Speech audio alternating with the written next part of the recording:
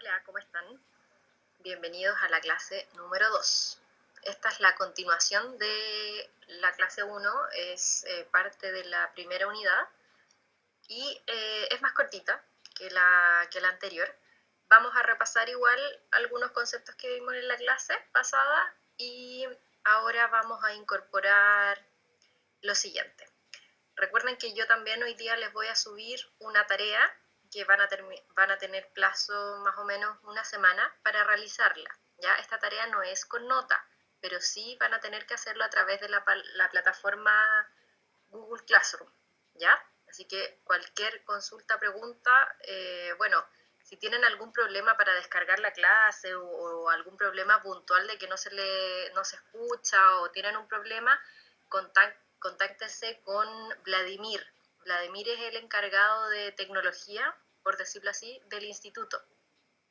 Si necesitan el teléfono, ahí me escriben en el mismo muro del ramo de esterilización y yo se los comparto. ¿Ya? En caso de cualquier problema tecnológico, pueden recurrir a él.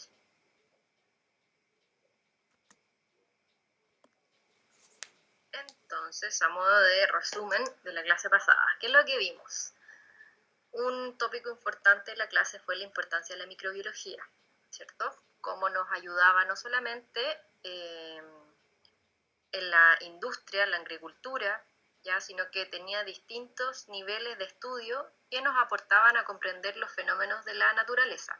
Recuerden el ejemplo del pan, ¿ya? Si es que no se hubiese descubierto esa levadura, probablemente no sabríamos cómo el pan sube y queda como uno lo conoce. ¿Ya? Es un ejemplo muy doméstico que les puedo decir. También vimos que habían diferentes tipos de células, ¿ya? Dos principalmente, o las más importantes, que eran las células eucariontes y procariontes, que tenían sus características. Háganme caso, hagan un resumen, ya hagan ese cuadro comparativo que yo les puse en la clase para que lo tengan mucho más claro para cuando llegue la prueba o que les ayude a estudiar.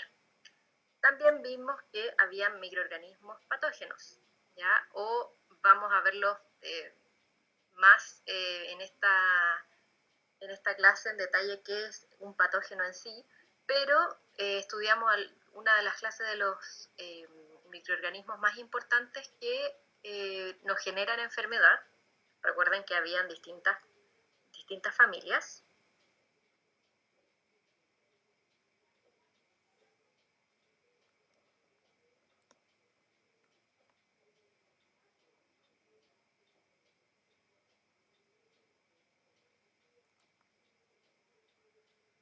Vimos distintos tipos de familias de microorganismos que eran los más estudiados o los que más causaban enfermedad, como eran los virus, las bacterias, los hongos, los priones y los protozoos los vimos solamente, los nombramos, dijimos que es lo que eran, la enfermedad transmitida a través de parásitos, pero eso no es tema de este ramo. Y cada uno tenía características en sí, ¿cierto? Las bacterias, recuerden que una de las diferencias importantes con los virus o con los hongos es que eran células procariontes. Las bacterias, ¿ya? Los virus son unidades de proteínas con material genético que necesitan sí o sí de un ser vivo para que ellos se multipliquen. No se está multiplicando en la naturaleza o en los seres inertes. Y también los hongos son un poquito más evolucionados en el sentido de que son células eucariontes. ¿Ya? Esa era como una principal o una gran característica que tienen estos tipos de microorganismos. Ahora vamos a ver la flora microbiana. Yo les dije que teníamos microorganismos dentro de nuestro cuerpo que la verdad es que no todos eran malos o convivíamos con muchos sin que nos generaran daño. Desde las primeras horas de vida, nosotros y los animales somos colonizados por microorganismos. ¿Qué quiere decir? Que los tenemos presentes. No nos generan enfermedad, pero sí están en nuestros tejidos. Y algunos van a permanecer permanentemente con nosotros en la piel, por ejemplo, en el tracto digestivo. Recuerden que tenemos bacterias que nos ayudan a la digestión. vías respiratorias altas, etc. Oídos y en verdad muchos otros tejidos, que eso es lo que constituye la flora microbiana. Algunos miembros de esta flora normal que vive, o flora microbiana o microbiota, pueden transformarse en patógenos, que quiere decir patógenos que generan una enfermedad. Si se alteran estas condiciones fisiológicas de la persona, del individuo, se altera la virulencia del organismo o si se introducen en localizaciones estériles.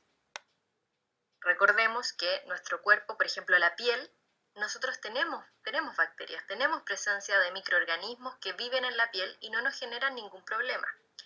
¿Qué pasa? A veces, por ejemplo, condiciones fisiológicas del individuo, ¿qué podría pasar? Que me bajen las defensas, que yo tenga una herida. Si yo tengo una herida y la dejo sin limpiar, sin descontaminar y después sin desinfectar, se me va a infectar, y se me va a infectar por los mismos microorganismos que viven en la piel. ¿Ya? Ahí, ese es un ejemplo de cuando un microorganismo de la flora normal pasa a convertirse en patógeno, o sea que nos causa algún tipo de infección o enfermedad.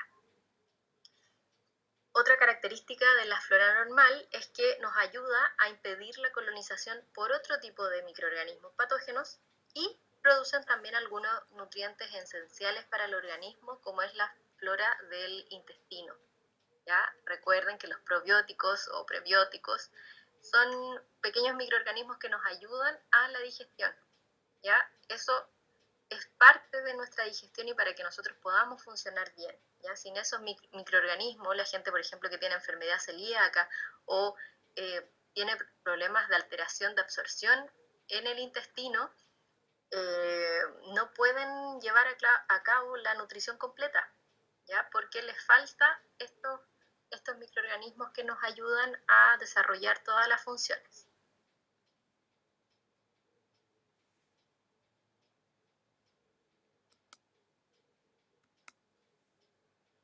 En esta diapositiva entonces vemos una comparación entre la microbiota normal, en algunos textos también se conoce como saprofita, pero el concepto más actualizado es microbiota o flora microbiana, y los microorganismos patógenos. ¿Ya? O sea, los patógenos, recuerden que son los que producen enfermedad o nos pudiesen generar una enfermedad. Por ejemplo, la microbiota normal colabora en el proceso de nuestro organismo, obtienen nutrientes de nuestro organismo, o sea que viven en armonía con nosotros, no pueden vivir en la superficie, ¿ya? Por ejemplo, dependen de nosotros para vivir, son, entre comillas, podríamos decir que son una especie de parásito, ¿ya? Que vivimos en constante armonía. Producen enfermedad solo si cambian sus condiciones, recordemos que puede variar el microorganismo o nosotros podemos alterar nuestra composición, y permanecen en la piel, la boca, las vías respiratorias, una parte de las vías urinarias y tubo digestivo. En el ojo también tenemos microorganismos que están ahí y que no nos hacen daño. En cambio, los patógenos poseen cápsula. La cápsula aumenta la potencia del patógeno. Ahí dificulta la fagocitosis. La fagocitosis es una forma de eliminar los microorganismos que tiene el cuerpo, en simples palabras, comiéndoselo. ¿Ya? Al tener una cápsula es más difícil que las defensas de nuestro organismo, las células, se lo coman, entre comillas. Tienen vellosidades. Recuerden que en la guía que les adjunté también salen las características de las vellosidades, qué es lo que le aportaba, el pili, las fimbrias. Liberan toxinas. Son sustancias tóxicas que producen algunos microorganismos y que la toxina es la que nos genera la mayor enfermedad o gravedad. Y también crean esporas o endoesporas, que recordemos que es una condición de resistencia, ¿ya? Que la endospora se libera y puede sobrevivir mucho tiempo, ¿ya? Sin las condiciones que ella necesita, pero queda como un estado de reposo. Y al estar así y luego volver al estado o las condiciones que ella necesita para sobrevivir, se reactiva. Ya es una forma de estar ahí latente, esperando que pueda tener un huésped o una persona, un individuo al que genere la enfermedad.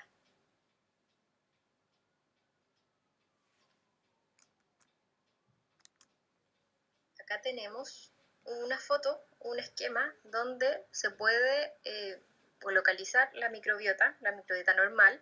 Comensal también se le conoce, ¿ya? Pero hablemos de microbiota o flora microbiana. En la piel, sí o sí, algunos estafilococos tenemos en la piel.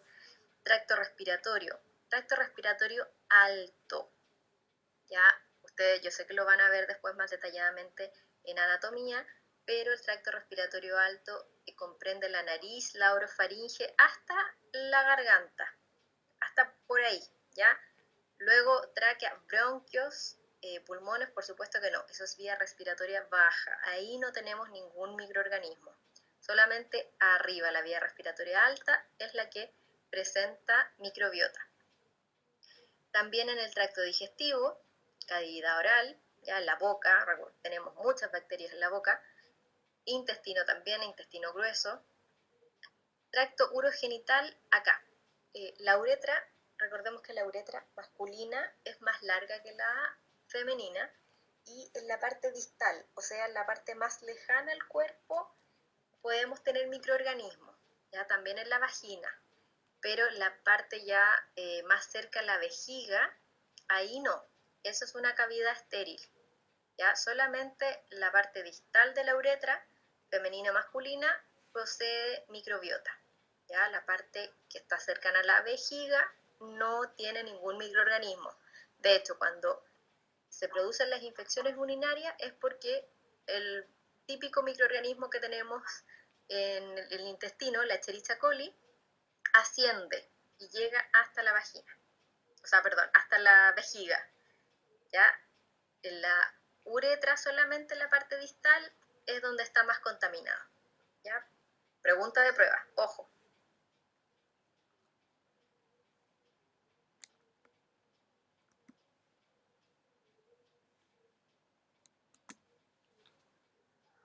Resumiendo, ¿dónde encontramos la vía microbiota normal? Vías respiratorias, en la piel, la boca, el intestino y la parte distal de las vías urinarias, la parte que está más alejada del centro del cuerpo, o sea, lo que está en contacto casi con el exterior.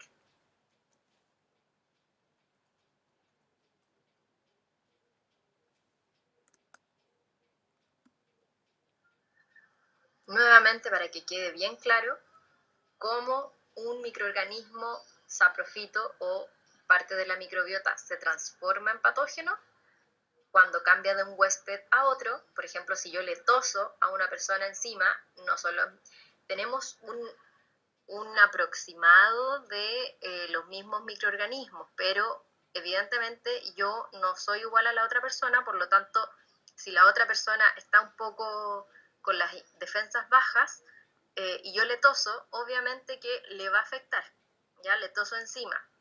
Ahora que está también tan en boga el tema del coronavirus, ya las vías respiratorias, si una de esas gotitas, por ejemplo, le cae a la otra persona en el ojo, puedo contagiarla yo del virus que tenga, ¿ya? O si no tengo virus, si tengo otro microorganismo, también la puedo contagiar.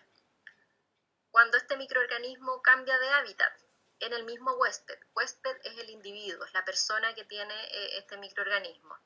Ejemplo de la vía urinaria, cuando la Escherichia coli, que es la que vive en el intestino, nos ayuda a degradar y realizar las deposiciones, cuando asciende vía la uretra hacia la vejiga y ahí genera una infección urinaria. Eso es lo que se le conoce como infección urinaria, una infección de las vías urinarias que se presenta por la misma Escherichia coli que todos tenemos, todo el mundo tenemos Escherichia coli, y cuando no se realiza un buen aseo o no se tiene una buena higiene, a veces puede pasar que nos genere una infección urinaria.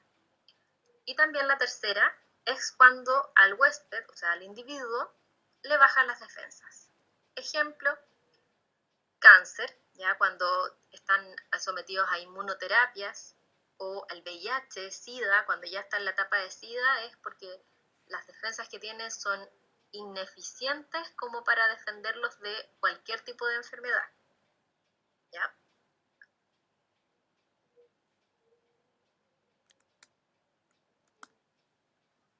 La resistencia. Habíamos hablado de la resistencia de los microorganismos a través de las esporas o endosporas. Y estos pueden utilizar diferentes grados de resistencia a los métodos de esterilización, ¿ya? O desinfección. Eso es lo que a nosotros nos importa. ¿Por qué estudiamos los distintos tipos de microorganismos? Porque cada uno de ellos presenta características especiales que los hace resistentes a su eliminación. Recordemos que cuando ustedes realizan una atención podológica, todo su material debe estar libre de microorganismos. No puede ser el material o ustedes con sus manos ser portadores de microorganismos y atender a una persona y a otra persona y así diseminar la infección, ¿ya? Sino que cada cosa tiene que estar completamente desinfectada, lo que corresponde a desinfección, o esterilizada, ¿ya? Que elimina, si no es el 99,9%, todos los microorganismos que están presentes en los materiales. ¿Por qué se produce o cómo presentan resistencia? Una, la capacidad de formar endosporas, otra también la estructura del microorganismo, la presencia de ciertos componentes en la pared celular, ya la cápsula, si un microorganismo es más evolucionado, quiere decir que su pared es un poco más gruesa, ¿ya? No es tan simple, sino que son cadenas mucho más largas y al presentar cápsula, recordemos que era más fácil que fuera un microorganismo patogénico, por lo tanto causar una enfermedad y presentar una enfermedad grave, ¿ya? Por lo tanto, la resistencia, al ser diferentes tipos de microorganismos, es distinta de acuerdo a la especie que tengan.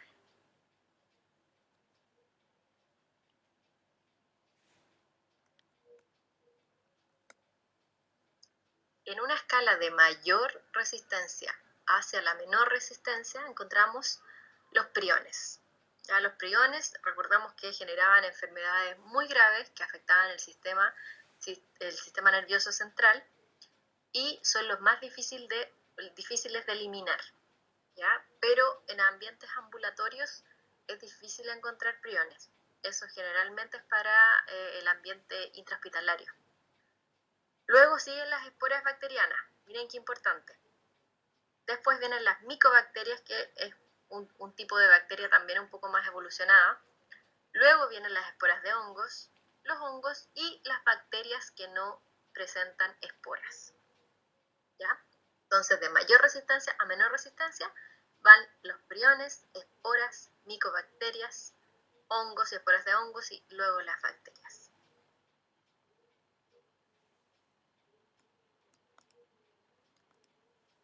Importancia de la microbiología ahora aplicada en salud. Ya recordemos que es importante conocer la capacidad que tienen para sobrevivir en el ambiente los microorganismos, su capacidad también o las características que tienen para colonizar el personal de salud, para transmitirse rápidamente por el aire. Recordemos que también en endosporas o esporas pueden vivir en las superficies y si uno, por ejemplo, por eso que no se sacuden las sábanas de las camas de los hospitales. No sé si alguno de ustedes ha tenido algún familiar o ha estado en un momento en que hacen las camas o retiran las sábanas, es todo muy compacto para que precisamente no se puedan, las bacterias que tenía o los microorganismos no vayan al aire, sino que todo se hace con mucha rapidez y mesura y tratar de no distribuir estos microorganismos. La capacidad de ser resistente a antisépticos y antimicrobianos. Ya luego vamos a tener una clase de antisépticos y antimicrobianos para ver bien cómo afectan. Pero claro, o sea, si yo ocupo un desinfectante común o de uso doméstico, no va a ser lo mismo para ocuparlo en un ambiente intrahospitalario o donde se realicen atenciones podológicas, por ejemplo. Tiene que ser un antiséptico que sea para eso. Y también la capacidad de transmitirse por sangre o fluidos. ¿Ya? Por eso que también las protecciones personales que tiene que tener el personal de salud tienen que ser adecuadas y de acuerdo a la atención que se vaya a hacer, porque los fluidos son un medio importante donde se transmiten los microorganismos.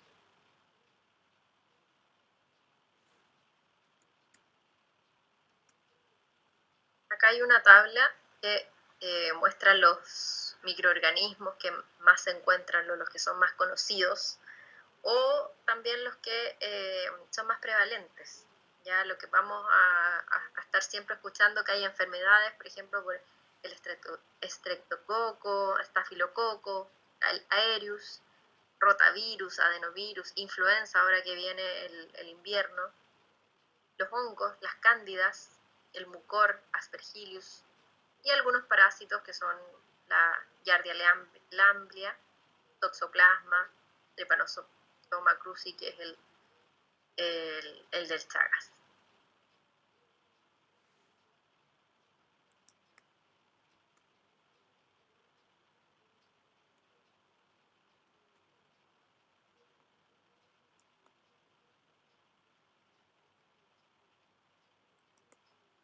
Ya terminando la clase, podemos resumir entonces que la microbiota es de vital importancia para los procesos biológicos que se producen en el organismo. Existen características también que hacen especiales a los microorganismos patógenos. ¿Ya? Recordemos cuáles eran esas características, anótenlo, hagan un resumen. La microbiota puede convertirse en patógeno. También pregunta de prueba, ¿en qué oportunidad un microorganismo que vive en nuestro cuerpo se puede convertir en patógeno? La resistencia, al igual que otras propiedades de los microorganismos, nos ayudan a mejorar los procesos para optimizar la salud. ¿Ya? Si sabemos cuáles son los más resistentes, vamos a someterlos a procesos que los puedan destruir y así asegurar que nuestro material esté intacto para atender a las personas y que sea seguro para optimizar nuestra atención.